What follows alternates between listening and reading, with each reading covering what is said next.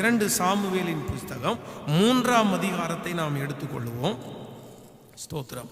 2 Samuel 3ஆம் அதிகாரத்திலே 2 Samuel 3ஆம் அதிகாரத்திலே 1வது வசனத்திலிருந்து நம்ம வாசிக்க போகிறோம். 2 சாமுவேல் 3ஆம் அதிகாரம் 1வது வசனம் அப்படின்னா 387வது பக்கத்தில் இருக்கிறது. 387வது பக்கம் வாசிக்கலாமா? சவுலின் குடும்பத்திற்கும் தாவீதின் குடும்பத்திற்கும் நெடுநாள் யுத்தம் நடந்தது. தாவீது வர வர பலத்தான், சவுலின் குடும்பத்தாரோ வர வர பலவீனப்பட்டு போனார்கள். கவனிங்க, இன்னொரு விசை கூட வாசிக்கிறேன். சவுலின் குடும்பத்திற்கும் தாவீதின் குடும்பத்திற்கும் நெடுநாள் யுத்தம் நடந்தது. தாவீது வர வர பலத்தான், சவுலின் குடும்பத்தாரோ வர வர பலவீனப்பட்டு போனார்கள். இந்த வசனத்தினுடைய அர்த்தம் உங்களுக்கு எல்லாருக்குமே இந்த வசனத்தை வாசிக்கும் போதே தெரிஞ்சிருக்கும் அப்படின்னு நினைக்கிறேன். தாவீதிற்கு அவனுடைய மிகப்பெரிய எதிரியாக சவுல் ராஜா மாறினார். தன்னுடைய நாட்டிலே இருக்கிற ராஜாவே தாவீதுக்கு எதிரையாய் மாறினார். அவனுடைய காலம் முடிகிறதற்கு முன்னையும் முடிந்ததற்கு பிறகும் கூட அவனுடைய குடும்பத்தாருக்கும் தாவீதிற்கும் பயங்கரமான யுத்தம் நடந்து கொண்டே வந்தது. எப்படியாவது தாவீதை அழிக்கணும்னு சொல்லி பெரிய பெரிய முயற்சிகளை சவுலுடைய குடும்பத்தார் எடுத்துக்கொண்டே இருந்தாங்க. ஆனா வேதம் சொல்லுது, எவ்வளோ பெரிய யுத்தம் நடந்தாலும் இந்த தாவீதினுடைய எதிராக இருந்தவர்கள் பலவீனப்பட்டு போனாங்க.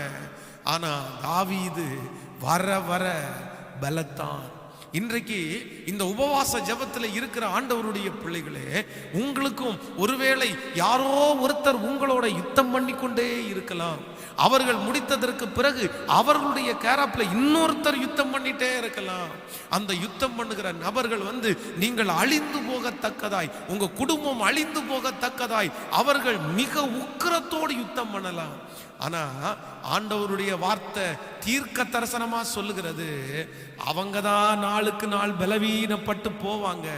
நீங்க ஆண்டவரோட இருக்கிறதுனால நாளுக்கு நாள் ஆண்டவர் உங்களை பலப்படுத்த வல்லவர். கலக்கத்தோடு வந்திருக்கலாம், அவனுக்கு மிகப்பெரிய ஆள் பலம் இருக்குது, அவங்களுக்கு பொருட்கள் இருக்கிறது, அவர்களுக்கு படை ஆட்கள் இருக்கிறார்கள், அவர்களுக்கு பெரிய பெரிய பேக்ரவுண்ட் இருக்குது. ஐயோ அவங்க தான் ஜெயிப்பாங்க, ஜெயிக்கிறதுக்குரிய சகல காரியமும் அவங்கள்ட்ட தான் இருக்குது, அவங்களால மட்டும்தான் ஜெயிக்க முடியும், நான் ஒன்றும் இல்லைன்னு உங்களை பார்த்து நீங்களே ஒதுக்கி கொள்ளுகிறீர்களா? இல்ல இல்ல, இன்னைக்கு ஆண்டவர் இந்த தாவீதிற்கு கொடுத்த அதே வாக்குத்தத்த வசனத்தை உங்களுக்கு தருகிறார். உங்களுக்கு முன்பாக உங்களோடு யுத்தம் பண்ணுகிற நபர் எவ்வளவு பெரிய ஆளா இருந்தாலும், அவர்கள் ஜெயிக்கக்கூடிய சகலம் இருந்தாலும் அவர்கள் தான் பலவீனப்பட்டு போவார்களே தவிர கர்த்தருடைய பிள்ளைகளை அசைக்கிறதற்கு முடியாது. நீங்க நாளுக்கு நாள் பலன் அடைவீர்கள். புது பலன் அடைந்து கழுகுகளை போல செட்டைகளை அடித்து உயரே எழும்புவீர்கள். நீங்கள் ஓடினாலும் இளைப்படைய மாட்டீர்கள், நடந்தாலும் நீங்கள் சோர்ந்து போக மாட்டீர்கள். ஏன் அப்படின்னா உங்களுக்குள்ள இருக்கிற ஆண்டவர் பெரியவர், அவர்களை காட்டிலும் பெரியவர். அதான் வேதம் சொல்லுகிறது, உலகத்தில் இருக்கிறவனை விட உங்களுக்குள்ளே இருக்கிறவர் பெரியவர். உங்களுக்குள்ளே அவர்கள் ஒருவேளை உங்களுடைய கண்களுக்கு பெரியவர்களாய் தெரியலாம், அவர்களை சுற்றி இருக்கிற காரியங்கள் பெரியதாய் தெரியலாம். ஆனா உண்மையிலே நான் சொல்றேன், நம்ம கூட இருக்கிறவர் தான் பெரியவர். அவர் உங்களை அசைக்க விடவே மாட்டார். நான் தீர்க்க தரிசனமா சொல்றேன், இன்னும் கொஞ்ச நாட்களுக்குள்ளாக நீங்கள் பலத்திரை அவர்கள் பார்ப்பார்கள். நீங்கள் பலத்து போவீர்கள், நீங்கள் பலத்திருப்பீர்கள். அவர்கள் பலவீனப்படுவதை உங்களுடைய கண்கள் காணும் என்று நான் நம்புகிறேன். ஹல்லேலூயா. ஆண்டவர் எங்கிட்ட தெளிவாய் ஒரு சூழ்நிலையில ஆண்டவர் தெளிவாய் எங்கிட்ட என்னுடைய இருதயத்திலே பேசின ஒரு வார்த்தையை தான் உங்களுக்கு சாட்சியாய் சொல்ல போகிறேன். அந்த திருச்சபை இப்பொழுது கட்டி முடித்து அதனுடைய டெடிகேஷன் எல்லாம் ரொம்ப கிராண்டா நடந்துருச்சு. ஒரு மிகப்பெரிய சந்தோஷம் வாழ்க்கையிலே. அதான் ஃபர்ஸ்ட் சர்ச்சு இதுவரையிலையும் ஆண்டவர் எனக்காகவே கொடுத்த முதல் திருச்சபை, ஜபத்தின் மூலமாய் கட்டப்பட்ட திருச்சபை. இதற்கு முன்பாக அந்த 2 திருச்சபையும் இன்னொருத்தர் அஸ்திபாரம் போட்டது. ஆனா இந்த திருச்சபை நானே அஸ்திவாரம் போட்டு வேலை செஞ்சது. அதனால ஒரு மிகப்பெரிய மகிழ்ச்சியோடு அந்த சின்ன சர்ச்சில் அந்த ஊழியத்தை ரொம்ப சந்தோஷமாக நான் ஆரம்பிச்சு ஒரு 2 வாரங்கள் தாண்டுகிறதற்குள்ள ஒரு பெரிய சோதனை எனக்கு வந்துருச்சு. ஒரு சின்ன 2 வாரம் இந்த ஸ்பீக்கர் செட் எதுவுமே இல்லாமல் நடத்தினோம். அப்போ என்ன பண்ணுறோம் அப்படின்னா, பக்கத்தில் இருக்கிற ஒரு சவுண்ட் சர்வீஸ்காரர் ஒரு ஸ்பீக்கர் வச்சுருந்தார். அவர் அந்த ஸ்பீக்கரை 15 வருஷம் யூஸ் பண்ணி ரொம்ப மழை தண்ணியெல்லாம் பட்டு அதில் நம்ம பேசணுன்னா பர் அப்படின்னு கேட்கும். அந்த மாதிரி ஒரு ஸ்பீக்கர். ஆனால் அந்த ஸ்பீக்கரை ஒரு 1500 ரூபா விலை பேசி 2 ஸ்பீக்கரை எடுத்துட்டு வீட்டில் ரொம்ப அழகாக க்ளீன் பண்ணி சர்ச்சில் வருகிற ஒரு பிரதரை கூப்பிட்டு அதுக்கு மேலே ஒரு நல்ல ஷீட் எல்லாம் ஒட்டி அழகாக 2 பக்கம் வச்சிட்டேன். 2 பக்கம் வச்சு அந்த ஸ்பீக்கரில் ஃபஸ்ட்டு வாரம் ஆராதனை நடத்துகிறேன். ரொம்ப சந்தோஷம்.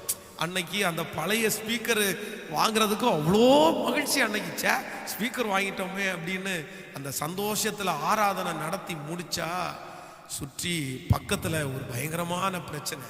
அந்த சர்ச்சினுடைய பின்பக்கத்தில் இருக்கிற ஒரு குடும்பம் எதிர்ப்பு தெரிவிச்சு, நீங்கள் இந்த இடத்துல சர்ச்சு நடத்தக்கூடாது, எங்களுக்கு சவுண்டு ரொம்ப டிஸ்டர்பன்ஸாக இருக்குது. ஆனால் நம்ம ஒன்றுமே பண்ண முடியாது, இப்போதான் ஆலயத்தை கட்டி இருக்கிறோம், அதுக்குள்ள இப்படிப்பட்ட ஒரு பெரிய விஷயம்.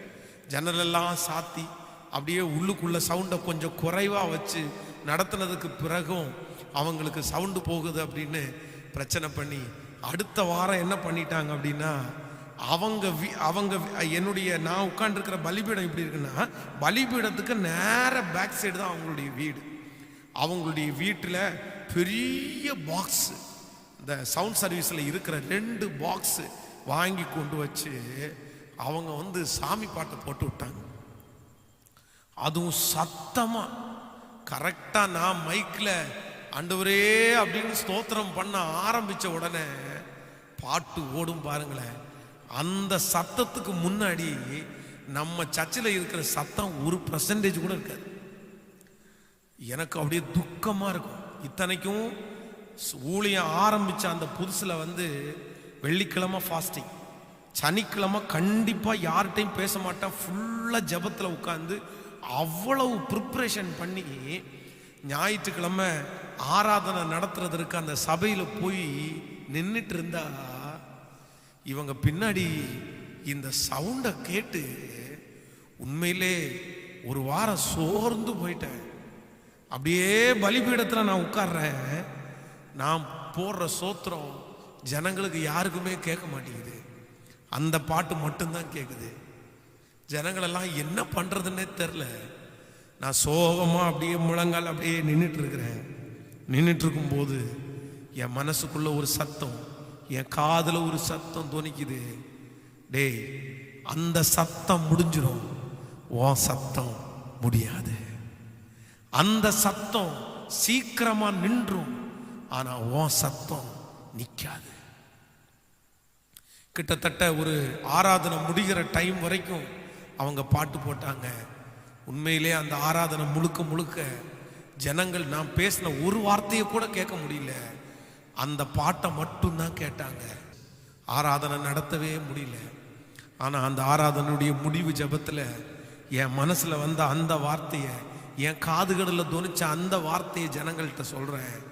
நீங்கள் யாரும் கவலைப்படாதீங்க, அந்த சத்தம் நின்றும், நம்ம சத்தம் நிற்காது அப்படின்னு நான் சொல்கிறேன். இன்றும் ஞாபகம் இருக்குது எனக்கு. சொல்லி முடிச்சுட்டு போனேன். அதே போல் அடுத்த வாரம் சர்ச்சுக்கு போனேன். அடுத்த வாரமும் அதே போல் அவங்க பாட்டு போட்டு விட்டாங்க. 3வது வாரம் சர்ச்சுக்கு போனோம். அந்த 3வது வாரமும் அவர்கள் பாட்டை போட்டாங்க. ஆனால் 4வது வாரம் அவங்க பாட்டு போடுறதுக்கு ஸ்பீக்கர் சிஸ்டம் கொண்டு வரல. என்ன நடந்துச்சுன்னு தெரில. ஆனால் ஒருத்தர் சொன்னார், அவங்க வீட்டில் பயங்கரமான பிரச்சனை அப்படின்னு மட்டும்தான் சொன்னார். ஆனால் என்ன நடந்துச்சுன்னெல்லாம் நான் கேட்கல. ஆனால் 4வது வாரத்திற்கு பிற்பாடு அவங்க சத்தம் திரும்பி இன்னைக்கு வரைக்கும் என் காதுகளில் அந்த ஸ்பீக்கர் சத்தம் கேட்கல. ஆனால் நான் பிரசங்கம் பண்ணுகிற சத்தம் இன்றைக்கும் ஓயாமல், அது நம்முடைய கோயம்புத்தூர் பட்டணத்திற்கு மட்டும் இல்லை, நம்முடைய தமிழ்நாட்டிற்கு மட்டும் இல்லை, இந்த உலகத்தில் இருக்கிற பல நாடுகளுக்கு இந்த சத்தம் கேட்கப்பட்டு கொண்டே இருக்கிறது. இப்போ கூட இந்த ஆராதனையில என் கூட இருக்கிற உங்களுக்கு கூட இந்த சத்தம் கேட்குது. ஆண்டவர் அன்னைக்கு என் இருதயத்தில் பேசினாரு, எப்பா அந்த சத்தம் ஓஞ்சிருப்பா, அந்த சத்தம் நின்றுப்பா, ஆனா உன் சத்தம் நிக்காது, நான் பேசுற சத்தம் நிக்காது.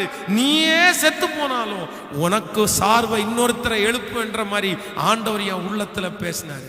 அந்த வார்த்தையை தான் இன்றைக்கு இந்த ஜெபத்துல இருக்கிற உங்களோட ஆண்டவர் பேசிட்டு இருக்கிறாரு. தேவ பிள்ளையே, உனக்கு விரோதமாய் உருவாக்கப்படும் எந்த ஆயுதமும் அது வாய்க்காதே போகும். அந்த கை தளர்ந்து போகும், அந்த பட்டயம் விழுந்து போகும், அந்த மனுஷன் கிரியை செய்ய முடியாது. ஆனா உங்க பட்டயம் ஓங்கி நிற்கும், நீங்க நிப்பீங்க. அவர்கள் ஒரு காற்றடிக்கும் போது பதரை போல போவார்கள், ஆனா கோதுமை மணியாகிய நீங்கள் திருப்பீர்கள். பதர் போயிரும், கோதுமை மணி போகவே போகாது, போகவே போகாது. அதனால ஆண்டவருடைய பிள்ளைகள் கலங்க வேண்டிய அவசியமே இல்லை. இன்றைக்கு இந்த உபவாச ஜெபத்திலே யாரோ ஒரு தேவனுடைய பிள்ளை கலக்கத்தோட வந்திருக்கலாம். பாஸ்டர், எதிரிகளுடைய கூட்டம் நிரம்பி இருக்குது, விரோதமாய் பெரிய சேனை, பலப்படுத்துகிற ஆட்கள் பலனோட நின்றுட்டு இருக்கிறாங்க. அவர்களுடைய வாயிலே கொள்ளிவாய் சர்ப்பத்தின் ஆவி இருக்குது. அவங்க நினைச்சா என்ன வேணாலும் பண்ணலாம் அப்படின்னு பயந்து போய் வந்திருக்கிறீர்களா? இல்ல இல்ல இல்ல இல்ல, உங்களுக்கு விரோதமாய் உருவாக்கப்படும் எந்த ஆயுதமும் வாய்க்காதே போகும், வாய்க்காதே போகும். அவங்க நின்றுவாங்க, நீங்க நிக்க மாட்டீங்க. நீங்க ஓடிட்டே இருப்பீங்க. விசுவாசிக்கிறீர்களா? ஹல்லேலூயா, ஆமேன் சொல்லுகிறவங்க ஒரு எஸ், ஒரு ஆமேன் சொல்லுங்க பார்க்கலாம். சத்தமா ஒரு ஆமேன். ஹல்லேலூயா. எஸ், ஆண்டவர் நல்லவர், ஆண்டவர் நல்லவர். அப்படிதான் ஆண்டவர் என்ன ஆச்சரியமாய் நடத்தினார். இன்றைக்கும் அந்த சாட்சியெல்லாம் நினைச்சு பார்க்கும்போது ஆண்டவர் மிகவும் நல்லவர், ஆண்டவர் மிகவும் நல்லவர். அடுத்து அதோட நிக்கல, அதற்கு பிறகு சர்ச்சினுடைய சுற்றி இருக்கிற எல்லா பக்கமும் பிரச்சனை வந்துருச்சு. இந்த பக்கம் பிரச்சனை, முன்னாடி பிரச்சனை, சுத்தி 4 பக்கமும் பிரச்சனை. நீங்க டிஸ்டர்பன்ஸா இருக்கிறீங்க, நீங்க டிஸ்டர்பன்ஸா இருக்கிறீங்க. அன்றைக்கு வாலிப பிள்ளைகள் 2-3 பேர் இருந்தாங்க. சர்ச்சில் வந்து அவங்க அந்த ஜெபத்தை அவங்க செஞ்சுட்டு இருக்கும்போது சர்ச்சினுடைய ஆப்போசிட்ல இருக்கிற ஒரு நபர் சர்ச்சுக்குள்ள வந்து அவங்கள பயங்கரமா திட்டி அவங்கள அடிக்க போறது மாதிரி போன உடனே இந்த பிள்ளைங்க, வெறும் பிள்ளைங்க மட்டும்தான் இருந்திருக்காங்க, பயந்து அவங்க எல்லாம் ஓடிட்டாங்க. அப்படி சுற்றியும் பயங்கரமான நெருக்கம். இப்பதான் சர்ச்சு கட்ட ஆரம்பிச்சு, இப்பதான் பண்ணோம். ஆனா ஆண்டவர் அந்த சுற்றிலும் இருக்கிற எல்லா எதிர்ப்புகளையும் வெகு சீக்கிரத்திலே ஆண்டவர் மாற்றினார், ஆண்டவர் மாற்றினார். ஆண்டவர் என்கிட்ட ஒரே ஒரு வார்த்தை மட்டும்தான் என் இருதயத்தில் பேசிட்டே இருந்தாரு. மகன், நீ யார்கிட்டையும் எதுவுமே கேட்க வேண்டாம், நீ யார்கிட்டையும் எதுவும் சொல்லவே வேண்டாம், நீ யார்கிட்டையும் ஏன்னு கேட்க போகாத, நீ சண்டை போட வேண்டாம், நீ பதில் சொல்ல வேண்டாம், எதுக்காக இப்படி பண்ணீங்க எதுவுமே நீ கேட்காத, நீ அமைதியா இரு, நீ அமைதியா இரு, நீ அமைதியா இரு. சில நேரத்தில் ஆண்டவர் உங்களுக்கும் எனக்கும் பேசுகிற வார்த்தை மிக முக்கியமான வார்த்தை என்ன அப்படின்னா, கர்த்தர் உங்களுக்காக யுத்தம் பண்ணுவார், நீங்கள் சும்மா இருப்பீர்கள், நீங்கள் சும்மா இருப்பீர்கள்.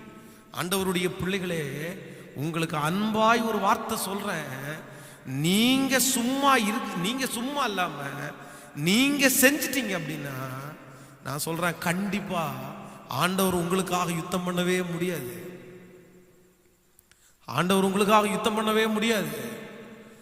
ஆண்டவர் உங்களுக்காக யுத்தம் பண்ணணும்னு நீங்க நினைச்சிட்டீங்கன்னா நீங்க சும்மா இருங்க, நீங்க பதில் சொல்லாதீங்க, நீங்க சண்டைக்கு போயிடாதீங்க, நீங்க வாக்குவாதத்துக்கு போயிடாதீங்க, நீங்க வாக்குவாதத்துக்கு போயிடாதீங்க. நீங்க அமைதியா இருக்க இருக்க இருக்க உங்க சார்பில் கர்த்தர் எழும்ப ஆரம்பிச்சிருவாரு. ஆனா நீங்க பேசுனீங்கன்னா ஆண்டவர் பேச முடியாது. உங்க கணவனார்கிட்ட நீங்க பேசாதீங்க சிஸ்டர், உங்க மனைவிட்ட நீங்க பேசாதீங்க பிரதர், உங்களை சுற்றி இருக்கிற எதிராக இருக்கிற நபரிடத்துல நீங்க எதுவுமே போக வேண்டாம், நீங்க அமைதியா இருங்க. கஷ்டம்தான், எப்படி பாஸ்டர் அமைதியா இருக்க முடியும்? அமைதியா இருங்க, ஆண்டவரே, ஆண்டவர் என்னை சுற்றி எனக்கு நெருக்கம் வரும்போது ஆண்டவர் என் இருதயத்தில் பேசின வார்த்தை அப்படிதான். நீ சும்மா இரு மகனே, நீ சும்மா இருக்க முடியுமா அப்படின்னு கேட்டாரு. ஆண்டவரே, என்னுடைய இருதயத்திலேருந்து வந்த வார்த்தை, நான் கிரியை செய்யறதுக்கு என்னப்பா என்கிட்ட இருக்கு? என்கிட்ட ஒன்றும் இல்லைப்பா, இருந்தா கூட செய்ய முடியாது. இல்லைப்பா, சரிப்பா, நான் பார்த்துக்கிறேன். சுற்றிலும் ஆண்டவர் ஒரு பெரிய இளைப்பாறுதலை கட்டளையிட்டார். கைகளை உயர்த்தி ஒரு ஹல்லேலூயா சொல்லுங்க. ஹல்லேலூயா.